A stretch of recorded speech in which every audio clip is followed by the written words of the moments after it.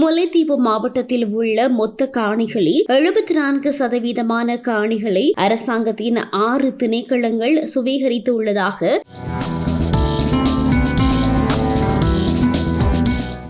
வடக்கு மாகாண சபையின் முன்னாள் உறுப்பினர் துரைராசா ரவிகரன் தெரிவித்துள்ளார். யாழ் ஊடக மையத்தில் இடம்பெற்ற ஊடகவியலாளர் சந்திப்பில் இதனை தெரிவித்த அவர், எங்களுடைய மக்களின் காணிகளை பறிச்சு சிங்கள மக்களுக்கு வழங்கணும் என்ற திட்டமும் சிங்கள மக்களை கொண்டு உருவாக்கின பிரதேச செயலகத்தை கொண்டு முல்லைத்தீவு மாவட்டத்தோட இணைச்சு கொண்டு செய்கிற நடவடிக்கையுமாகத்தான் இருக்கு. மஹிந்த ராஜபக்ச மட்டுமில்ல, மைத்திரிபால சிறிசேனாவும் அப்படித்தான், இப்ப இருக்கிற அரசு தலைவர் ரணில் விக்ரமசிங்கவும் அப்படித்தான். இவர்கள் தமிழ் மக்களுக்கான உண்மையான தமிழ் மக்களுக்குரிய இடங்களை கொடுக்கிறார்களாக எங்களுக்கு தெரியல. வனையிலாக முல்லைத்தீவு மாவட்டத்தின் காணியில 74.24% காணியை வனையிலாக பிடிச்சு வச்சிருக்கு. தனிய மகாவலி என்று இல்ல, இங்க சொல்ல போனா ஒரு 6 பீரங்கிகள் அங்க இயங்கு. 6 பார்த்தா வன ஜீவராசிகள் திணைக்களம் உண்டு, வன இலாகா திணைக்களம் உண்டு, தொல்லியல் திணைக்களம் உண்டு, படையினர் என்று சொல்லி படையினருக்கு கீழே ராணுவம், கடற்படை, விமானப்பட, போலீசார் மற்றும் சிவில் பாதுகாப்பு படை என்ற பகுதிகள். இப்படி மகாவலியில்